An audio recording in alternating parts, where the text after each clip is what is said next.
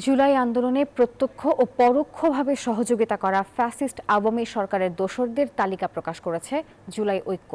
মঙ্গলবার সকালে রাজধানীর জাতীয় প্রেসক্লাব সংবাদ সম্মেলনে সচিবালয়ে কর্মরত ৪৪ জন সরকারি কর্মকর্তা ও ৯৫ জন ম্যাজিস্ট্রেটের আংশিক তালিকা প্রকাশ করে সংগঠনটি। সংবাদ সম্মেলনে লিখিত বক্তব্য পাঠ করেন জুলাই ঐক্যের সংগঠক মোসাদ্দেক আলী ইবনে মোহাম্মদ। সরকারের কাছে ৮ দফা দাবির কথাও তুলে ধরেন তিনি।